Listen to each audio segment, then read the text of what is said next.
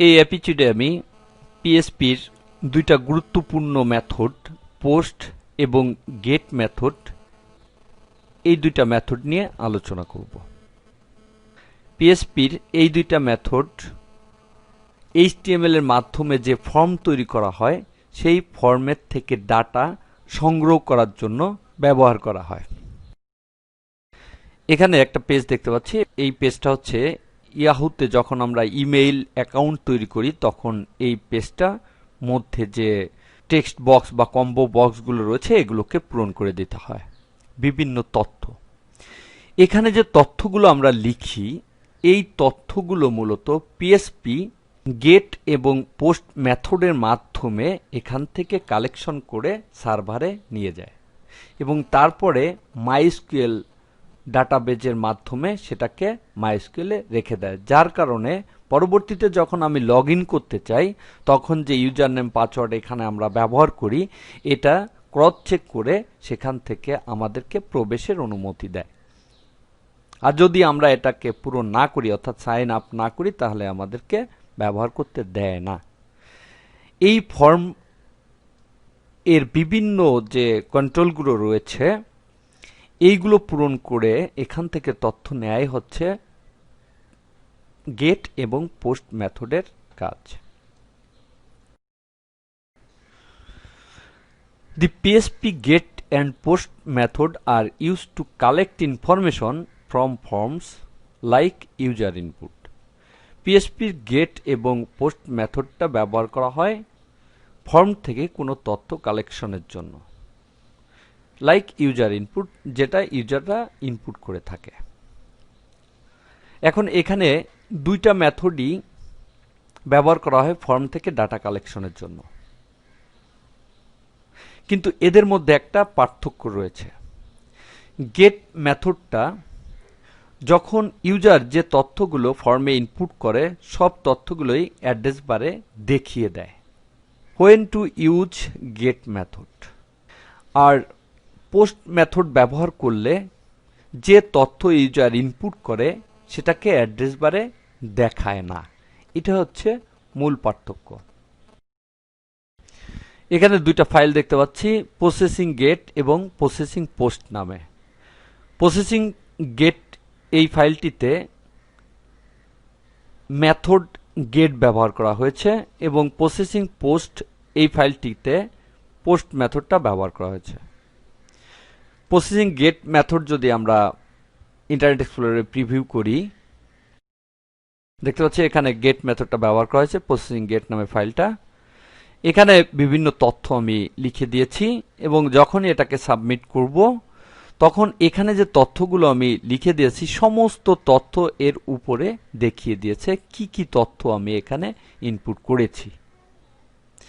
Gate মেথডের মাধ্যমে data সংগ্রহ করলে সেই ডাটাগুলো এই অ্যাড্রেস বারে দেখিয়ে দেয়, কিন্তু পোস্ট মেথডের মাধ্যমে যখন কোনো ডাটা কালেকশন করা হয় সেটা অ্যাড্রেস বারে দেখাবে না। এখানে দেখতে পাচ্ছি প্রসেসিং পোস্ট নামে ফাইলটি রয়েছে এবং এখানে যে তথ্যগুলো আমি লিখে দিয়েছি এখানে সাবমিট করলে দেখতে পাচ্ছি কোনো তথ্যই আমাকে অ্যাড্রেস বারে দেখায়নি। এখন প্রশ্ন হচ্ছে কখন আমি গেট মেথডটা ব্যবহার করব এবং কখন আমি পোস্ট মেথডটা ব্যবহার করব। When to use method get? When using method get in HTML forms. কখন HTML ফর্মসে গেট মেথডটা ব্যবহার করতে হবে। All variable names and values are displayed in the URL. যদি কোনো কারণে URL এ অর্থাৎ অ্যাড্রেস বারে আমি সমস্ত তথ্যগুলো দেখাইতে চাই তখন এটা ব্যবহার করতে হবে। This method should not be used when sending passwords or other sensitive information. ফর্মের মাধ্যমে কিছু তথ্য নেওয়া হয় যেগুলো সেনসিটিভ, যেমন পাসওয়ার্ড। এই পাসওয়ার্ডটা ফর্মের মাধ্যমে বিভিন্ন সময় নেওয়া হয়, কিন্তু সেখানে যদি আমি গেট মেথডটা ব্যবহার করি তাহলে সেটা অ্যাড্রেস বারে দেখিয়ে দিবে পাসওয়ার্ডটা কি ব্যবহার করা হয়েছে। এই জন্য এক্ষেত্রে অবশ্যই পোস্ট মেথডটা ব্যবহার করতে হবে।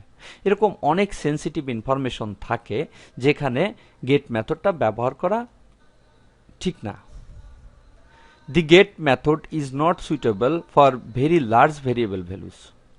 যদি অনেক তথ্য ফর্মের মাধ্যমে আমাদের কাছ থেকে ইউজারের কাছ থেকে নেওয়া হয় তাহলে সেক্ষেত্রেও গেট মেথডটা ব্যবহার করা ঠিক না, কারণ অনেক তথ্য হলে সেটা অ্যাড্রেস বারে দেখাইতে অনেক জায়গার প্রয়োজন হয়।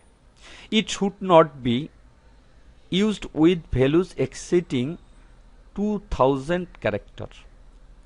এখানে 2000 ক্যারেক্টারের উপরে গেলে সেখানে গেট মেথড ব্যবহার করা ঠিক নয়।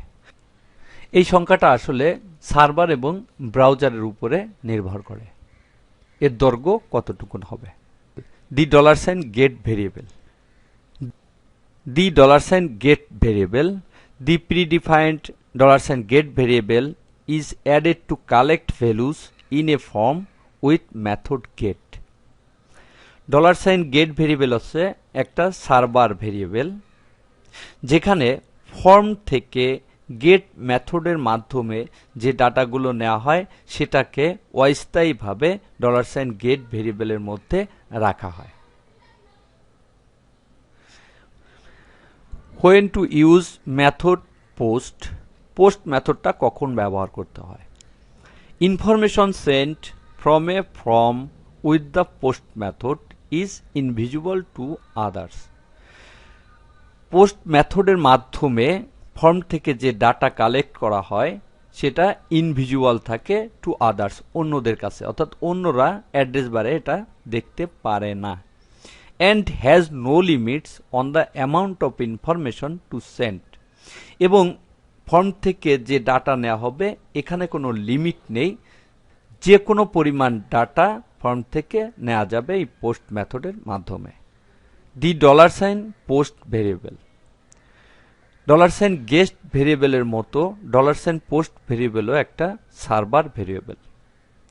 দি predefined $sign post variable is added to collect values from a form sent with method post. Post মেথডের মাধ্যমে ফর্ম থেকে যে ডাটা কালেকশন করা হয় সেটাকে $sign post ভেরিয়েবলের মধ্যে অস্থায়ীভাবে রাখা হয়। দি $sign request ভেরিয়েবল।